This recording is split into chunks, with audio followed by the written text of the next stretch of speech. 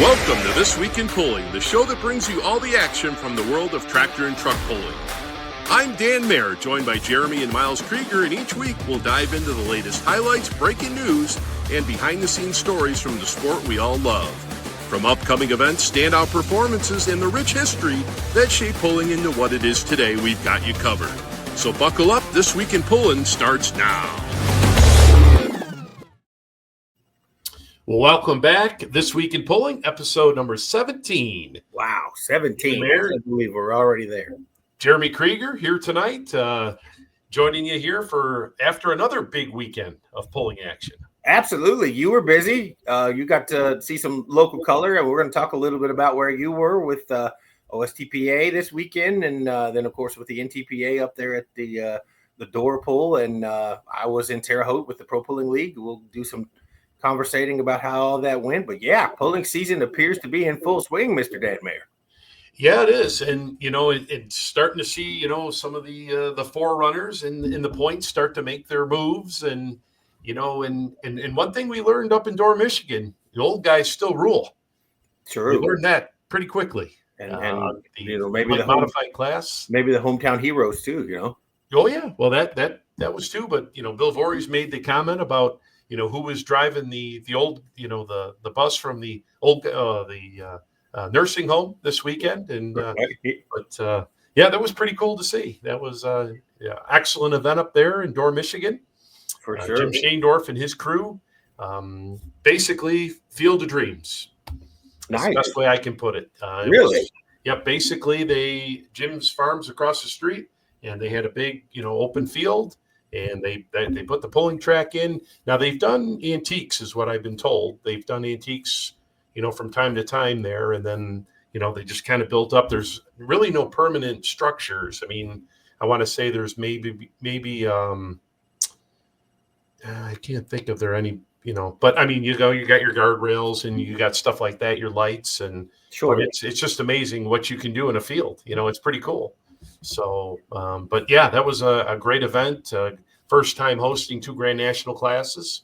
We had the light modifieds there as well as the super semis, and Kenny Measle mining for dollars. I love it. Yes. So that was kind of neat. We had some, I had the chance to work with Matt McNault. He's a Michigan guy up there, and a younger guy, and did a great job. We back and forth, and we had Jason Schultz there doing some, sideline stuff as well. But yeah, it was a great event. I would highly recommend. If you're anywhere, it's not too far from Indiana. It's not too far from Ohio. It's, just south of, I believe, Grand Rapids, I think is where, it is on the map. But yeah, it's, an amazing event, and look to see it grow and grow, each and every year. And, it's, hats off to Jim and his crew there. They did a great job. Awesome. Well, you had, like I say, a great weather. I mean, there weren't a lot of issues with the weather. And first, I guess we should say happy 4th of July weekend, belated to everyone. I mean, that was kind of, you were pulling over the weekend of the 4th.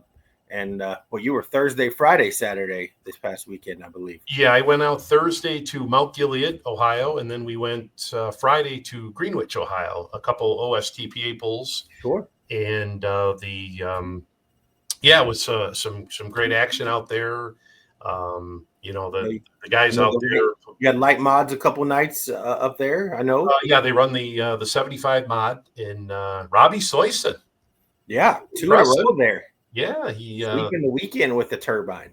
Got some new tires on the tractor. Apparently, somebody loaned him a set of tires, and the thing was a rocket ship all weekend. And I did learn though that Bob Soyson Sr. had passed during the winter.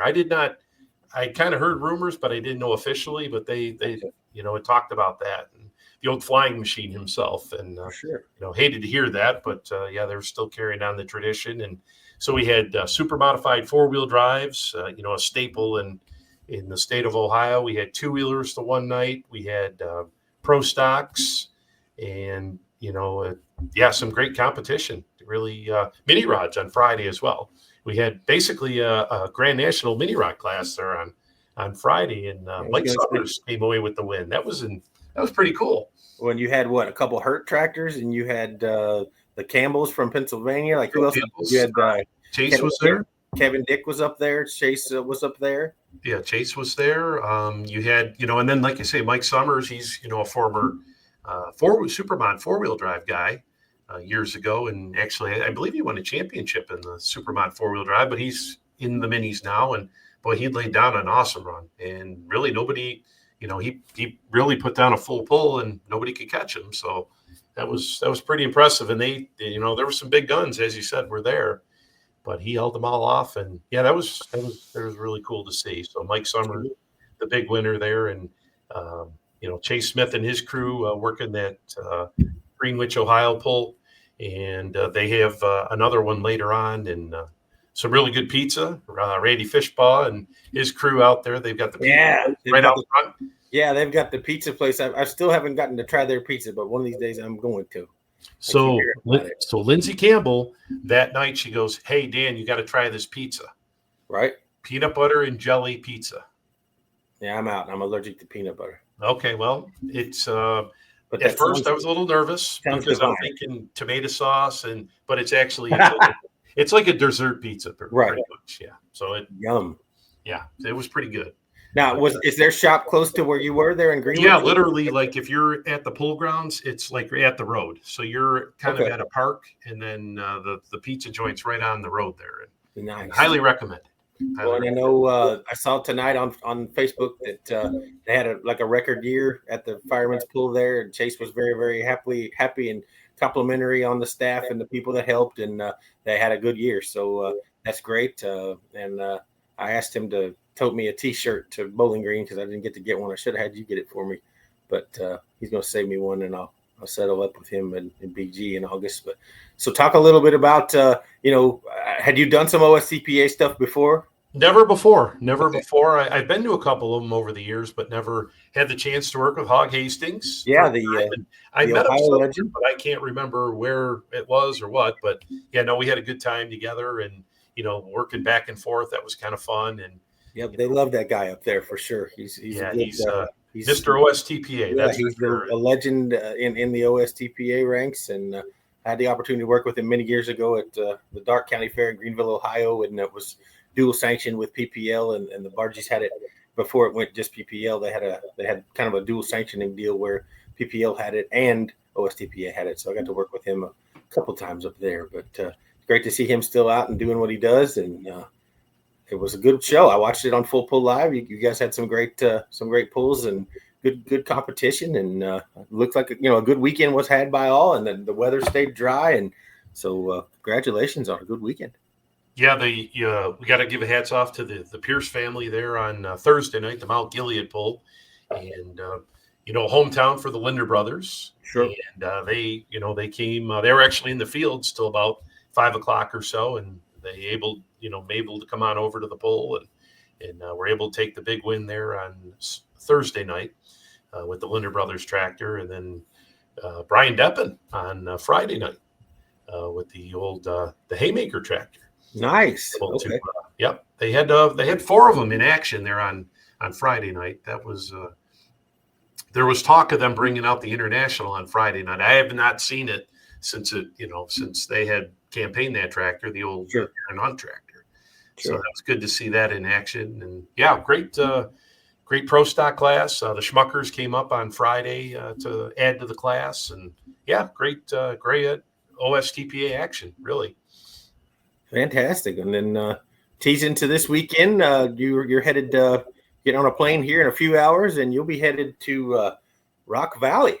Yeah, Rock Valley, big outlaw pull this weekend coming up. It'll be Thursday through Saturday, 3 sessions, Thursday night, Friday night, Saturday night. All will be on Full Pull Live.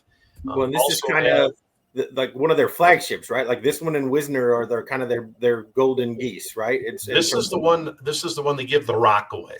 This is where they give the rock away. So this is their big award for the event. And last year they with the terrible flooding and everything. So this year things are more or less back to normal for them. At putting this event on and everything. So hopefully everything goes well. Mother Nature and goes well for them. So for sure, going to be an interesting show. I think we've got some interesting entries coming out this weekend. We got the Phipps tractor coming out from Illinois. Okay. Wayne and Donnie Sullivan are coming out to see Brant out there with their modified and their 2-wheel drive, and then Brant's bringing out his 2-wheel drive from California. So that'll be interesting to see. So nice. Well, and I guess will some of those other California guys head out too, like some of the mod guys out there? And like I know that Brant works with several of those guys, but I don't know if they were coming in too. yeah, I didn't see them on the lineup just yet, but you know how they have their sign up app there with the Outlaws, and I didn't see anybody. I don't think that Melanesia, the one that Brant works for, I don't think he's bringing any of the tractors out. So okay, just Brant's coming out with the 2-wheeler there, and we'll see who else shows up. But so that'll be interesting to see how that all goes down. And now the Outlaws are going to have Wednesday night, July 9th. They'll be in Concord, Nebraska, and then Ottawa, Iowa on the 10th. So there's 2 other events that'll be, on Full Pull Live as well. Leading up to Rock Valley. So. Yep, going to Rock Valley. Actually, it'll be the same night, July 10th, Thursday, Ottawa, Iowa, and then Rock Valley will be, against each other there. But a couple different classes that they'll run there in Ottawa, and everybody will head on over to Rock Valley and run. So that'll be interesting to see how that all goes down there. So my first, full-fledged outlaw event. So this will be pretty cool. We went to Lufkin, Texas last year, and that was kind of one of the newer events. But this one here is, been pretty solid for them for a bunch of years. So sure, absolutely. Well, we're really excited to kind of, live vicariously through Dan Mayer as he makes his first trip out there. And I've had the pleasure of pulling in Iowa. I've just never been to Rock Valley. I got to do a region pull at Eagle Grove a couple summers ago for the NTPA, and really enjoyed that trip. Of course, it was a long trip, but I drove, I think, as far as like Peoria the first night and stayed, and then drove up the rest of the way. And Eagle Grove is about an hour away from Clear Lake, where the surf ballroom is, and then of course where Buddy Holly, Richie Valens, and the Big Ball crashed their plane there in that cornfield. So I had the opportunity to check out all those rock and roll legendary sites, and then go pulling in the evening. It was pretty neat, and enjoyed just a one night hook. They had that really awesome NA street class. Like they've got like the 460 cubic inch street tired mod 4-wheel drive class there. Okay. Just like they got to run DOT tires. They're allowed, I think, 460 cubic inches and one 450 CFM carb. Oh, and I think that whole field was within 1.5 feet of one another. It was crazy. It was really fun to watch them out there that evening. But I think Doc Riley's done that show the last couple of years, because he makes a run up there and does, I think there are 2 or 3 or 4 instead of having multiple nights. They have them close where they're all region hooks, and then you go to one night in Iowa here and one night in Iowa here, and then a weekend too. I think they were like Wednesday, Thursday, Friday, Saturday now. But I went a couple of years ago. It was pretty neat.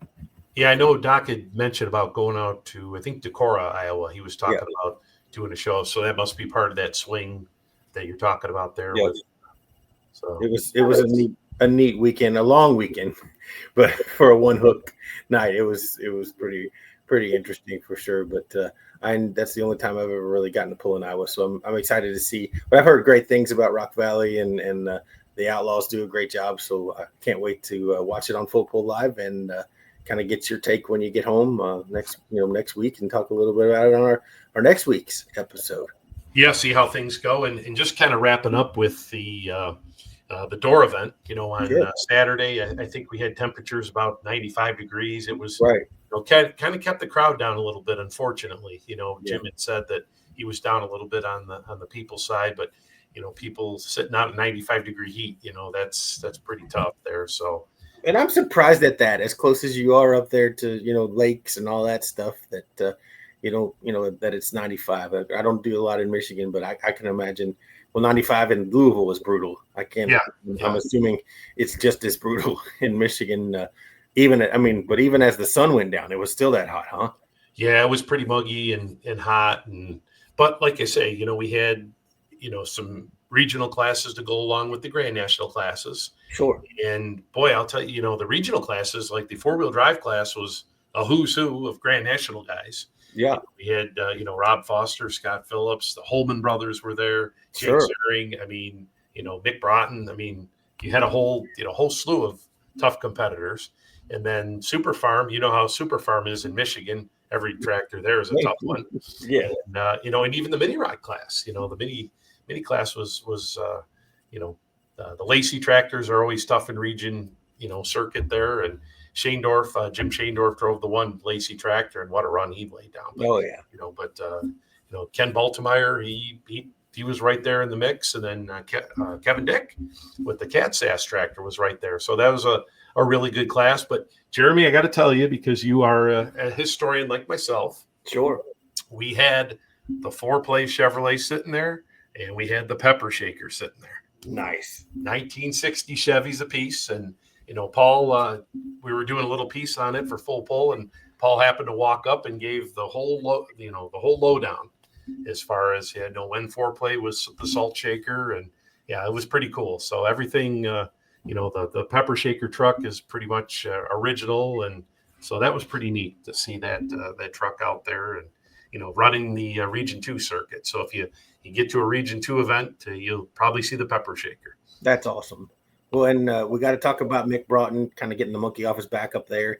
I know they've been really frustrated with that program and not being able to put it all together. So I know they're going to be super confident now that, they're kind of into the grind on the Grand National season, that they've, found a combination that appears to be working. So, yeah. And, when Jason had talked to him there at the end of the track after he made his run, and he was pretty much, down and out as far as, hey, I'm done with this. And, good to see him back out and get that truck back on top and find his combination. So that's absolutely. And they do a lot for the sport with their wraps. And I understand it's a business, but I think they're, great ambassadors for our sport. And it's heartwarming to see them kind of, getting one.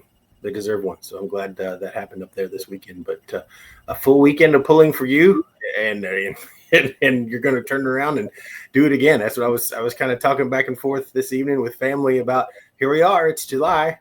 I'll be gone every weekend on the road somewhere. And going somewhere. Now let's talk about where you were on Saturday. So you were at the action track. I got to make the trip up to Terre Haute, Indiana, about 3 hours from where I am here, to the Vigo County. It's kind of confusing because they call it both the Vigo County Fairground and the Wabash Valley Fairground. Yes. So I've never really understood how that works, but this was the Vigo County Fair. So I know that, but it was hot. It was kind of to your point, 95 in Michigan. I think it may have been a little bit, just a little cooler. I think we were around 90 or 91, 7 o'clock start time. We had 4 classes up there. At the famous Terre Haute action track, and to your point, I love sitting up in that tower, and you kind of get the whole lay of the land, and you can see the whole racetrack. And I kind of wish that you could, I'd love to see a race there. I never have. I think it would be really, really neat to go up there and watch, them, duke it out on the half mile up there. But we had 4 classes of Pro Pulling League Midwest Region Ag Protect 1 Hot Shot Secrets action there. They had the Pro Stock 4-wheel drives. They had the Super Farm tractors on the Midwest. Of course, this was all Midwest region, no Champions Tour this weekend there anyway. And then they ran the Limited Pro diesels, or the 3.0 diesel trucks. And then they had hot farms as well. So there were 4 Supermod, or 4 Pro Stock 4-wheel drives. And Brad Chamberlain was the winner.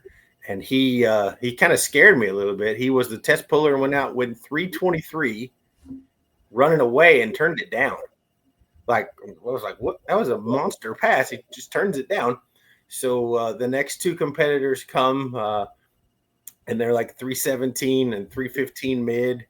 And he comes back and pulls 319 to get the win. But that motor was hot, and so he was the victor there. And like I say, we had 4 Pro Stockers, or Pro Stock 4-wheel drives, and Brad took the win. On the Super Farm side, we had 4, and Josh Miley in the high maintenance took home the hardware. And I know he was on a good run in Charlestown, and I think he'd won 2 or 3 in a row on the Ag Protect 1 Midwest Region Series. And I know they ran on Princeton on Sunday, but I didn't see the results yet, so I don't know if he swept the weekend there. But I know he had a great job in Terre Haute, and so he was victorious. And there was him, and Mac Darnell was there. Eddie Rowe was there. and there's one other one.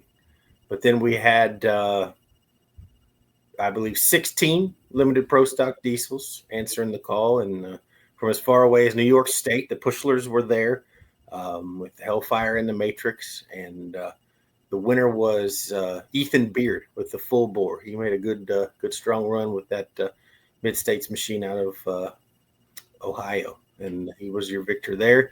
And then I think the funniest part of the evening would have been the Hot Farm division. So apparently, and again, I did not know this, and nobody knew that I was affiliated with. Randy Begley, like, hurt his knee, like, real bad. Like, I'm gonna have to have surgery bad, either that day or previous to that day. And he signed up as Randy Begley, but then put Mac Darnell on the tractor. Oh. And I didn't know it. Like, from my vantage point, I just see a fire suit and a helmet, and so the class goes on. There's, it's a great group. It's great to see Brody Typin back out there with the nightlife machine that I hadn't got to see. I know you saw it at Tampico, but I hadn't gotten to see that tractor in a long time. So it was good to see it again and be kind of in its space for a little while. And he led for a little bit. And but at the end of it all, the Foul Play International took home the bacon. And so up there, they had a situation where after each class, the promoters asked that the pullers would pull in front of the action track winner circle, and I would go down and interview. So I go down there, and Begley comes kind of hobbling up with a huge brace on his knee, and I realize he's not on the tractor. And then I look up, and the helmet comes off, and there's Mac Darnell, and I'm like, oh, okay. So I took them both over and interviewed both of them, and Randy explained that he was going to have to go and get a consult for possible surgery on this knee because it's been injured real bad, and so that Mac Darnell would, for the foreseeable future until he could get surgery and get it rehabbed, will most likely be driving that Foul Play on the Hot Farm circuit for the Midwest region for the Pro Pulling League and Hot Shot Secrets and Ag Protect One. So yeah, but it was a fun night. We ran about I think we ran 4 classes in just over 3 hours and 15 minutes. I think I was out there around 10:30, got home around 2. But yeah, great show, great crowd, good place up there. And then you just kind of feel the aura and the ambiance. Oh, like when you're there, it just you can hear the engines, you can smell them, the ethanol. You can just, man, get me out there and let me watch a race up here. Yeah, the red, white, and blue all around there on painted on the walls, and got to see a race there. I have to. Yeah, absolutely. And Jesse Post and I had talked about that because I had done that show last couple of years. Right. And every year we go out there, it's like, man, got to see a race here, but it's on the bucket list. Let's put it on the list. Like we've been pretty good. We've been pretty good, you and I, about making points. We went and saw the hot rod reunion in Bowling Green at Beach Bend. We got that marked off the list. We've been to the Indianapolis 500 now twice. Let's put the action track on the bucket list. I'd love to do that. And then I got to get over to Hopstadt as well. Absolutely, Tri-State. That's a great track to go to. A little smaller, I think. Okay. I could be wrong, but I think I want to say that Terre Haute was probably a half. Yeah, I think it's a half. Okay. And I want to say maybe the action track is 3/8. Okay. Could be wrong, but I don't know. We'll have to ask we'll have to ask the Pride of St. Wendell and that crew down there if they can give us measurements on the Tri-State Speedway. What size it is. And the Outlaws always come so early. Like it's like the last week of March or the first week of April, and I'm like, why do they come so early? Yeah, they don't. They make their swing through, and that's all they do. But now, did you get to Brownstown Speedway this year? I haven't yet. Okay, I was going to say, I know we missed the Indiana Icebreaker, but we were talking about maybe trying to hit one up there because I know they got another big one coming later on in the Indiana. The Jackson. Yeah, the Jackson 100. Yeah, usually in late, was it September-ish? Yeah, I want to say it's in the fall. So I'm going to try to make it up there for the Jackson again. But yeah, going back to Dorr, Michigan there. Sure. With the super semi class. And, Pat Island had, been undefeated up till that point. And the crazy Kenworth Chris Schroeder able to come away with the big win there, and that was really neat to see. And then I talked about Kenny Measle. Yep. Now, did you get to visit with him at all? Like, what's Not- he been not doing? What's he been really. doing since he got rid of the got out of the competitive tractors and kind of jumped into the trucks? Has he just been doing his business stuff, or like where's he been? Yeah, and then well, his son's got the old truck as well. He's got the old Mac, Yep. that came out of Virginia originally, and then New York. And hey, we got a visitor. Yeah, we got a visitor. We'll bring him in. Hey, There he is. David, how you doing? Oh my goodness, fellas! It's good to Miles, see you. good to see you. Well, fans, welcome, Miles. We weren't sure if Miles is burning candles at both ends. Yes. That's the easiest way to say it. And he's been sheeping and children and doing all the things. And we just thought we'd run on and he might be able to join us. But Miles, we've talked a little bit about our respective weekends. Dan in the OSTPA and at Dorr, Michigan, myself at Terre Haute. So why don't you talk about what you did this weekend? Yeah, my wife and kids and I took 12 sheep to the All-American Junior Sheep Show in Springfield, Illinois. There were 600 and maybe 80 exhibitors, over 3,000 head of sheep from across about a 35-state range. And we just spent a lot of time working with sheep and had some tremendous luck. Little boy won his showmanship division and kind of had the viral moment of the weekend, we say, maybe, in the fact that he didn't realize he had won and then gave his mom a number one from the side of the ring when he figured out he had won, which was pretty cool. And then middle sister, she won as well. And the older sister was the market champion for the breed that we work with in South Downs. So that was pretty awesome as well. And all in all, pretty good day. So I'm going to see if I flip this phone the opposite direction, will it make it look wonky, or is it going to? I don't know. We'll see. Oh, there you go. I don't know if that's better or worse, but needless to say, it was a good Here's strong. show the picture. Yeah, there he is, giving the number one. That's awesome. Number one there. That's my nephew, y'all. Heck yeah. Yeah, so he kind of had that viral moment, we'll call it, for the weekend there, which was pretty cool. And outside of that, I drove all night home from Toma, which was kind of crazy. So yes, I've been very, very fatigued. It's one of those deals. I wanted to be home to watch my little girl play in her first ever All-Star softball tournament. I missed her on Saturday while I was at Toma, and I wanted to get home for the tournament. And when I got home, needless to say, they had started the game early, so I got there at 9:29 for a first pitch of 9:30, and needless to say, they were already in the third inning, and we were getting beat pretty badly. So the game ended within about 10 minutes of my arrival, which was not what I had hoped for either, but just part of it. And needless to say, I made that trip, and that kind of set me off into our big week with the biggest show that we go to each year and the longest physical demand of the week. It set me off on a tired sort of stretch, and I have not caught up yet. So I'm sorry that I missed the show last week. I was loading the trailer for us to get ready to depart to head to Illinois. I do have some things I want to talk about from Toma as a recap. Sure. We can do those whenever you guys want to, but I want your opinion on some things. Go ahead. Absolutely, go right ahead. So here's my first thought, and understand. I love Toma. I'm a big fan of that event. I'm a big fan of the folks that put that show on, and I'm not being critical of the decisions that they had to make because I wasn't in those positions to have to make those decisions, and I wouldn't want to have to be. But I guess here's my question, and if I were in this role, or if it was my decision, part of me wonders what your thoughts are, or what your take would be if there were rules to be written that stated that in the event of a rainout or cancellation, Grand National classes get priority, and regional national classes do not. So, for instance, the Thursday session is canceled. Any of the Grand National classes that would have been a part of that find their way into another session. We move regional national classes out of that session. And I realize those folks from the regional national side of things have traveled.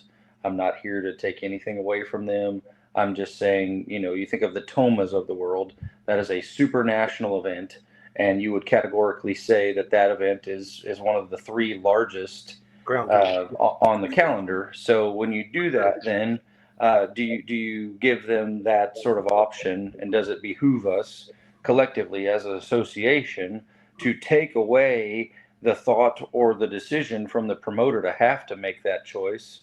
Because not only on Friday did the two-wheel drive class get completely bumped out, we kept the light pro class and just moved them to another track. Now, understand why that decision was made. It's because there were about 15 light pros and there were 45 two-wheel drive trucks.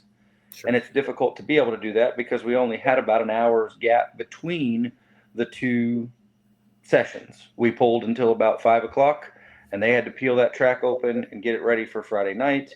So maybe it just didn't make sense to be able to do that. But maybe it did make sense to tell the regional national classes that were part of the Friday night session, we're going to run the two-wheel drive class on Friday night, and we're going to bump these two regional national classes or one of the regional national classes out of the session and just say, okay. And I kind of wonder what your thoughts are on that and kind of what categorically you think the doctrine or the thought process should be. I agree with that. I more or less had the same thought about that, the drive home on Sunday. And that was kind of going through, my mind as far as, here you've got, a group of trucks that came from all over basically. And they didn't get a chance to hook. I mean, to go away with any points whatsoever. I mean, we almost got the class in there on Saturday night, but we were still 15 short of completing that class. Yeah, you were 2/3 through. Yep. So, but I mean, you're basically, you're nothing. That's, And you drove a whole hell of a long way to get nothing. Yeah, I totally get that, Miles, and I don't disagree. I think that makes perfect sense. I guess the one question that I would have is, are there implications with the Enderly when you scrub regions? Because, they're all running for the same kind of deal as, the Grand National guys are. So, I mean, I guess, should there be some sort of contingency where if in a worst case scenario, you bump the region classes, but then you move them to another venue and you still run them, maybe you just run them the following week at another place, or you run them on Sunday, even though they don't really want to do that. That's my thought. But Miles, we talked briefly while, you were loading last week. Of course, Dan and I discussed, is 44 too many? Like, should you just leave it open to committed Grand National points chasers first? And yeah, I mean, I don't have any doubt in that. And there's a part of me that thinks that the way that they may need to structure that is just to say, okay, we're going to run all the Grand National trucks first.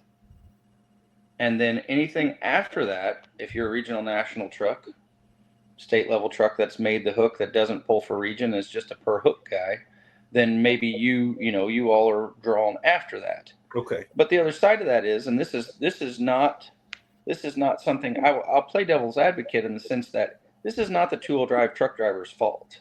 No, not at all. They are a class that has a common set of rules that has been around for a long time, and then because of that, it has encouraged us to have big numbers where we go. And so if you arrive at Toma or you arrive at Bowling Green with the expectation that you're not going to have bare minimum 40 and potentially 70 in your groups at Bowling Green and Toma, then you shouldn't come. Right. Now, for a guy who has been running Grand National points, I do believe that at Bowling Green and some of these type places, it would behoove us tremendously to set those classes to where the 20 or 25 trucks that have collected points all year don't have either a competitive advantage or a disadvantage by being number 71 in the afternoon session on a really hot day in Bowling Green, right, or by being number 71 on a Saturday night when the track has had nice moisture come up and track has just gotten better. So, Right. for a guy like a Jesse Petro or some of these guys who have continually run and have witnessed Bowling Green be a major deciding factor, I side with them. I'm 110% on the idea that I feel like there needs to be some kind of mechanism where we give them that fair shot. And I think they did put some things in place, a year ago or 2 years ago to try to help with that. But like in this particular instance, like also with like, let's say a sled malfunction and failure, which is what happened at Toma. What do you do? Right. What is the rule in that? I mean, I feel like the driver should know that this isn't a subjective decision. We're not making this decision because there's 45. We're making this decision because this is the rule. And the rule states that if we're 2/3 of the class through, we're going to go ahead and pay the top 10. We will deem our winner. We will not have any points.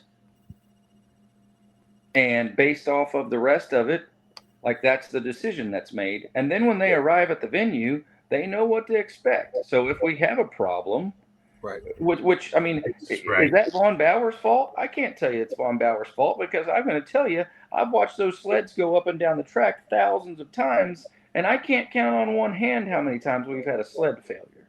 Exactly. So, it's just a completely subjective thing.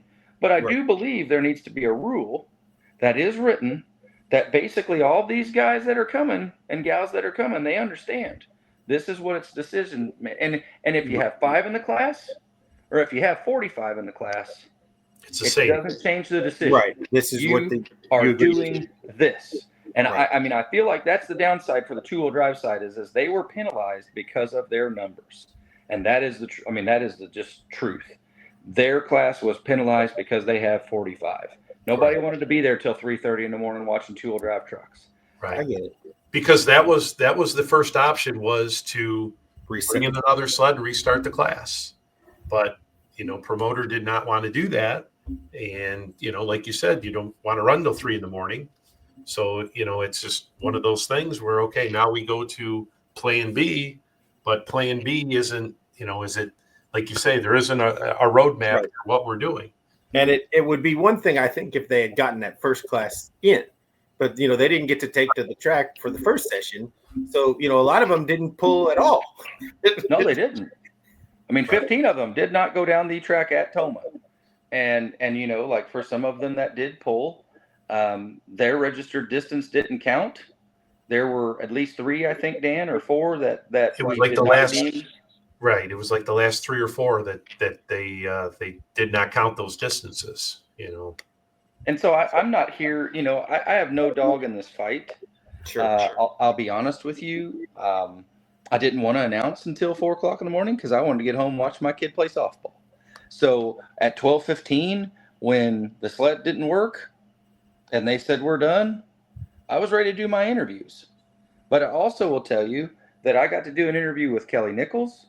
I got to do an interview with Caitlin Gooch, and both of those ladies on the stage felt like, it wasn't really something that like they didn't want to win this this prestigious poll by default. They didn't want their classmates to look at this situation and immediately categorically put them in some kind of column where, oh, well, they won, but it was when the sled broke or whatever. Like, and truth is, and this is what I told them, when you drove your vehicle off the track, in the position that you were in, you should be really thrilled.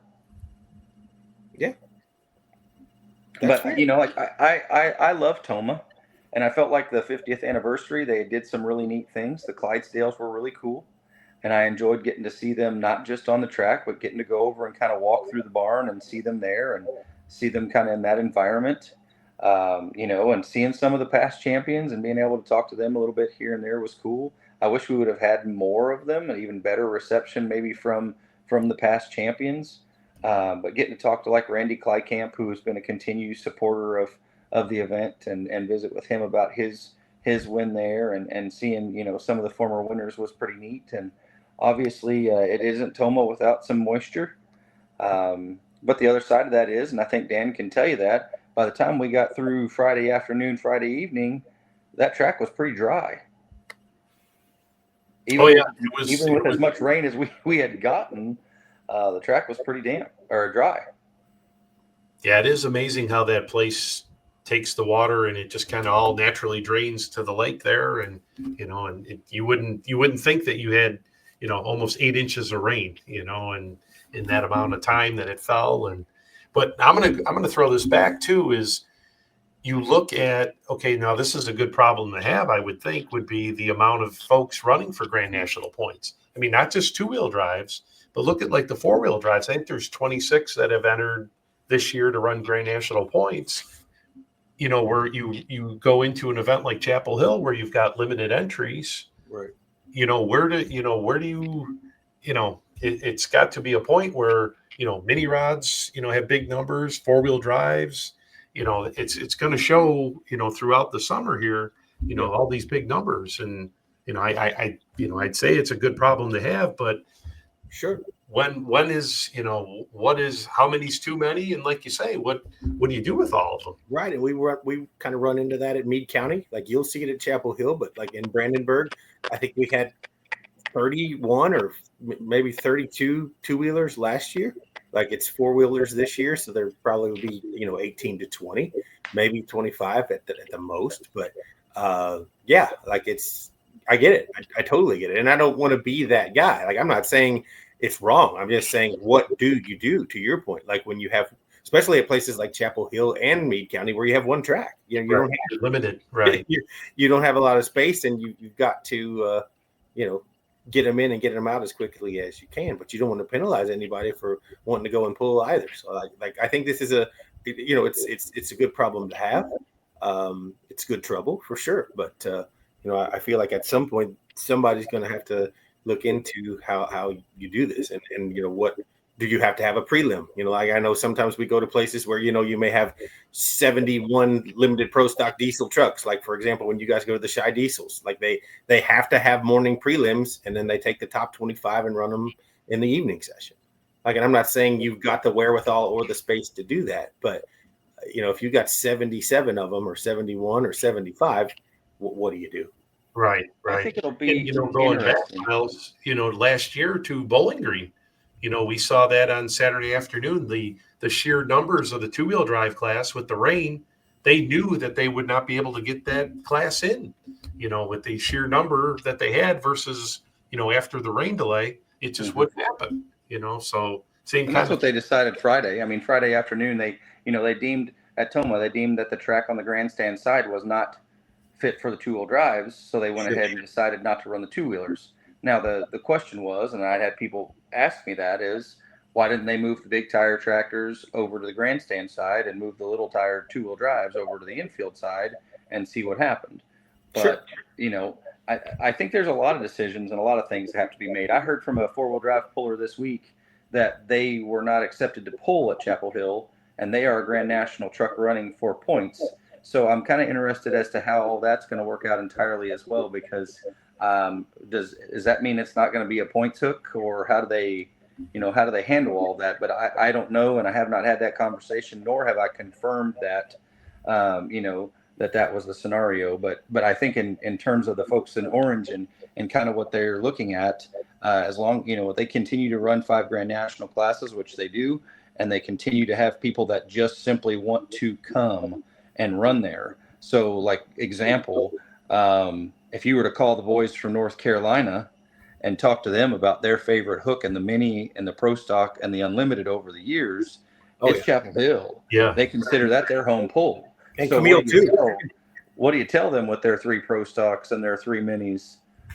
If they're not point seeking tractors, what's the scenario? Well, that's a really hard thing, because that's been a family that has been very, very adamantly supportive of that event, and not just in the event of coming and running, but being involved too. So, I don't envy that decision whatsoever for Clint and the guys in Orange as they make their way here in the coming weeks of having to decide that. And you're just now 10 days away from arriving in Tennessee. So, but there's a lot to be said about that. I mean, there are people that are that are flocking to run in some of those classes with the NTPA. We saw it last year, like you said, with the two-wheel drive, and quite honestly, with the exception of Hunts, I don't know that they lost any of the more than 20 two-wheelers that were running in that points race last year, and I think they picked up a few who are running for full points this year. So, I think they could potentially be right back to the mid-20s again on the two-wheel drive side for a full Grand National points race.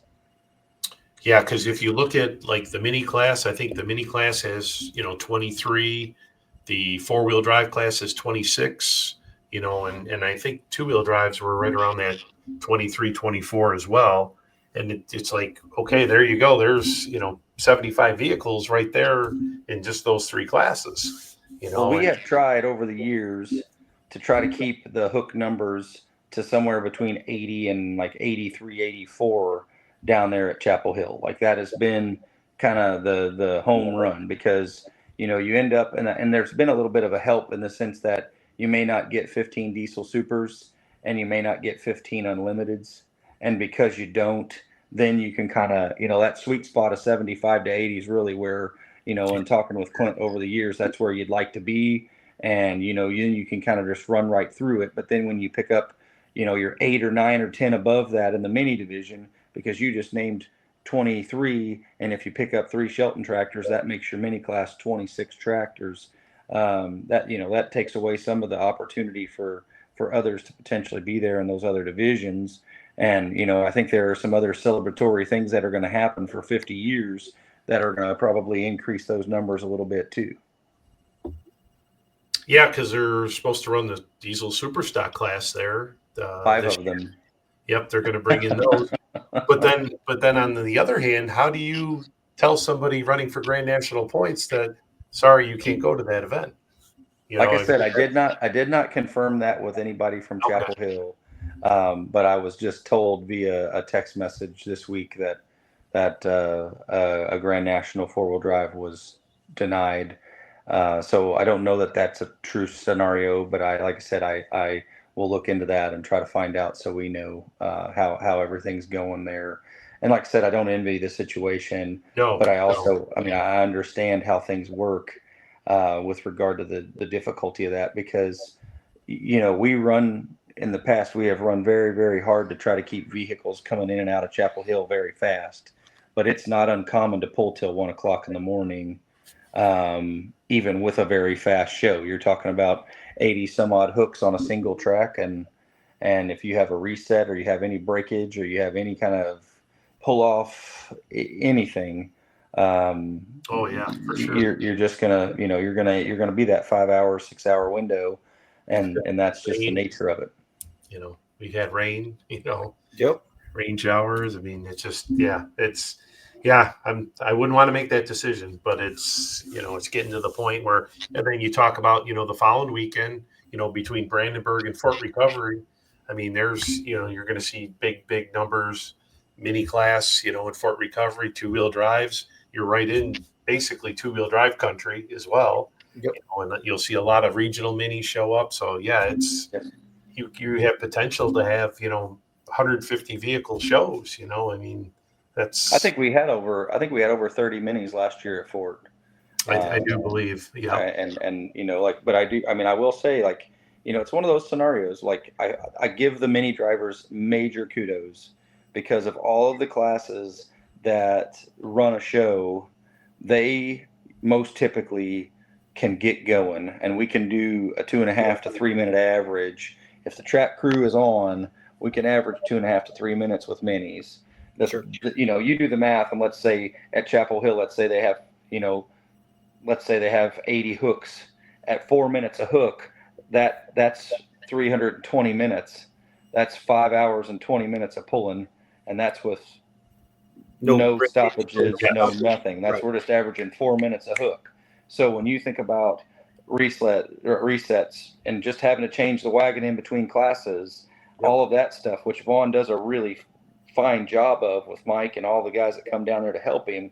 But, just mathematically, you're going to turn that into a 6 hour show without even thinking about it. And that's averaging 4 minutes a hook, which Dan, you and I can vouch for the fact that ain't been happening very much in some of these classes this year. So, I think we've reached a threshold where it's awesome, and we want to have these numbers and continue to have people that want to participate. I think it's awesome, but I just think as you start looking into this and getting deeper and deeper and deeper and deeper in the threshold of what we're doing, there's got to be something. Maybe you guys are onto something with the idea of doing something similar to what Hillsborough's done with the PPL side, and just saying, if you aren't a pre-commit and you haven't been chasing for points and you don't have X amount of events. See, that used to be the deal for Chapel Hill. If you were going to be admitted to Chapel Hill, you had to have already attended you had to be at a certain percentage of events to come, and so and I'm saying this knowing full well that this affects one of my friends right off the bat, but in the diesel super stock class, there'll be several tractors that arrive down there that didn't go to any hooks prior. Right. And so maybe that, but the other side of that is with them being what we would categorically call a premier class, you don't want just 9 of them or 7 of them to be there either. Well, right. But then on the other hand, you look at the 4-wheel drive class, they technically should have had just 2 hooks this year, and they've only had 1. So how do you take that and go, okay, well, we're just going to take, from after 1 hook, that's just, that I don't know. That's going to be a difficult decision for some, That's why we don't have to make these decisions. Yes, I think. exactly. Yeah, we just talk about it. Yes, exactly. We'll talk about it, and then whatever the decision is, we'll talk about that decision. But yeah, that. Well, like I don't you said, envy it. I just don't envy it. No. So. I don't envy their decisions. I don't envy them having to make those. And I don't know what you guys had on the agenda, and I apologize because I've kind of just come right in here as I sit here on my bed with my daughter's unicorn pillow, but I've kind of bogarted this portion of the section of this last 25 minutes as we talked about that. So no, I'm glad you did. Like I say, we covered Dorr, Michigan, and the Ohio State run, and we covered Terre Haute, and that's really all we were going to cover. I do want to talk briefly about Greenville, Indiana. We've got some time, and we'll kind of tease, and we'll do a little more of a feature as we get a little closer. But found out over the course of the last week, Miles, that the due diligence and the work we've been putting in over the course of the past 5 or 6 years has paid off, and the Greenville, Indiana Township Historic Preservation Committee has raised enough money to erect a historical marker on the site of Thunder Valley in Greenville Park. It's been a long time coming, and that ceremony is going to occur on Saturday, the 26th, I believe, of July in the afternoon, and I'm just really excited about it. Yeah, so, I mean, major kudos to Matt Uhl and to Dan Christiani and to all the sweet people that were willing to, 1, see a purpose and have a vision, and then 2, contribute their hard-earned dollars. The person who's closest to Greenville now is the one that's on this podcast with you and I. That's right. As obviously he is almost a Greenvillian himself. He is. And the worst part about it is I would have loved to seen, you see all the pictures and you see, and you walk there and you could, the field of dreams, but you just can't, imagine what went down there, and Jeremy just showing, pictures and all the stories, and that's just, you could. Well, if you can get there again someday and you can really close your eyes, you can feel it. You can smell it. You can see it.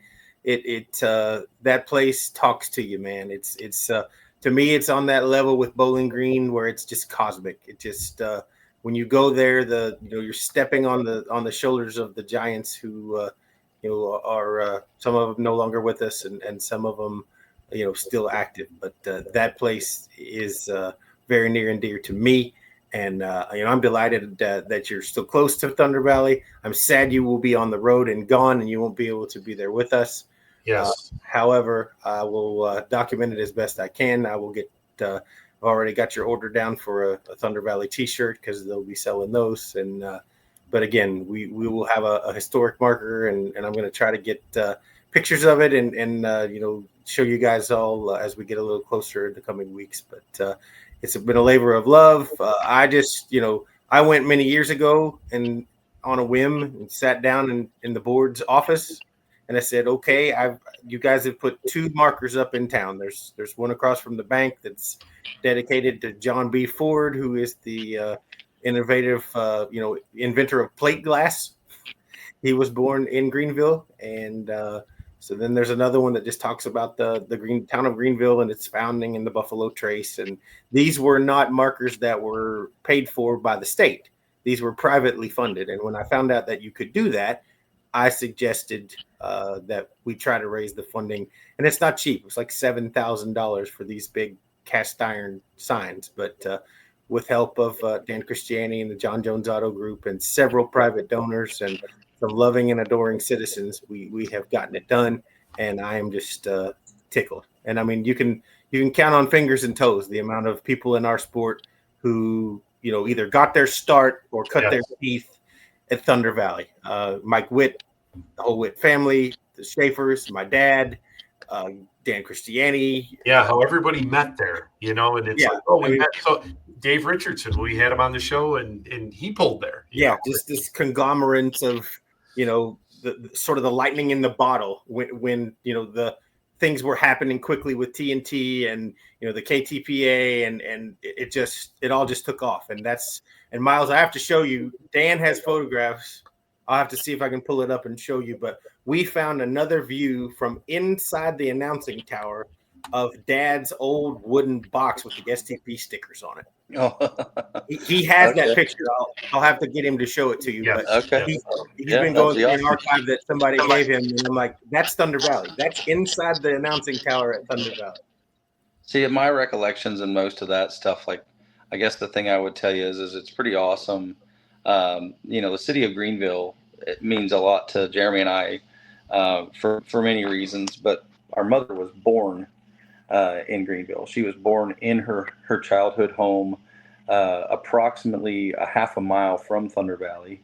Yep. And so, for us collectively, we hold things near and dear, and to hear Mom tell stories about Greenville as a whole, but also about what Thunder Valley meant to her and the volunteer fire department that her family was so involved in, and some of the just general things of the lay of the land, nature of Greenville, and what that pool did for it was pretty cool to hear from Mom's perspective. Now, my childhood memories remain more kind of just standing on the porch hearing them at Mom and Dad's house quite regularly too, than even being in attendance at the pool.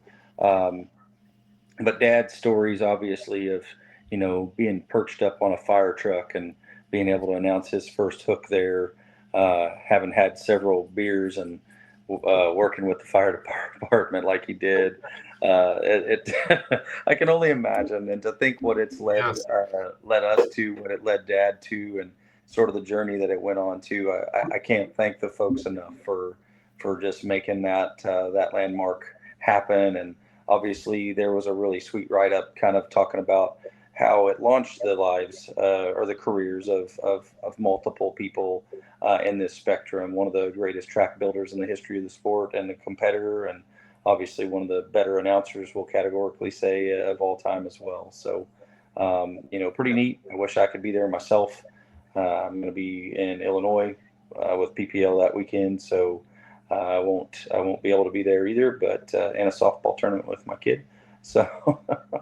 But obviously, we'll take great pictures and document it, and hopefully we can get some video and get some. My hope is that some people will kind of come out of the woodwork and show up, and we can talk to some of them and get some conversations about the old ways and the old days, and hopefully there'll be more pictures and more documents coming forward. But I'm just delighted to be a very small part of the catalyst that got this going, and this will be up there for anybody to see now for many, many generations, and I feel like that's a great thing.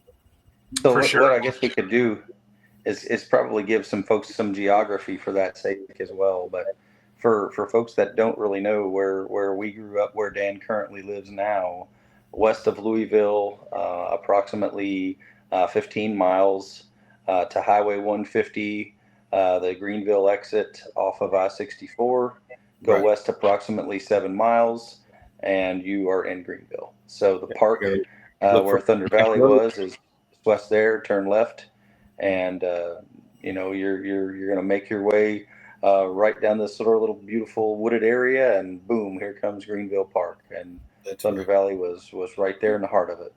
And the marker will not be where the track was because that's now private land, but it will be on the walking track, which is kind of up on the hilltop. You can see it from where this marker will be erected, which would have been where some of the vehicles would have absolutely been parked, staged kind of deal. Weren't where the track is, but more so like where fans and people would have parked. So yes, for sure. Yeah, I'm hoping to stop in on Sunday on my way back through and see the new plaque there that Sunday, and when I make it back into town. So that's going to be looking forward to that. I hate to miss it, but like you said, it's kind of like I say, I didn't get to pick the date. They are kind of chomping at the bit. It's done. They want to get it in the ground, and I don't blame them. So yeah, oh no, not at all, absolutely. Well, guys, that'll bring us to a close here.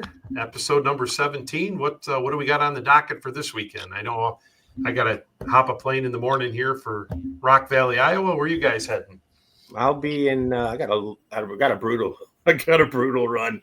I go Jerseyville, Illinois, Friday with the PPL, then turn around and come back to Elizabethtown, Kentucky for Mid-South Saturday night.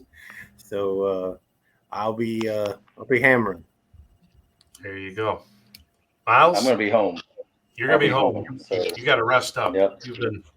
I'm home this weekend, and then that's kind of the home this weekend, then off on the road for 2 weekends, and then State Fair for 2 weekends, and then BG. And I was just kind of recapping and kind of going through things, and it's not going to be too long, boys, and it's going to be September, and we're going to be saying what? Yep. What happened? Yeah. Where are we at? And I'll have a kid in college. Be like, what happened here? Yeah. Where'd my kid go? Why is he not living here anymore? Yeah. Oh, yes, that's right. Yeah. Got that coming up. For sure. But thanks to everybody for their patience waiting, and obviously, sorry I missed last week and late arrival this week, and just bear with me for these next couple of weeks, and then hopefully Sheep Life will get a little bit better after we get through Indiana State Fair. So sure. Show goes on, and thank you all very much for your absolutely texts. And we've stopped counting now in terms of fans. It's just had some more folks come to me in Dorr, Michigan, and I'm like, we're not counting no more. We're just gonna take them in, and yep. So we thank everybody for watching the show, and we're glad they enjoy it.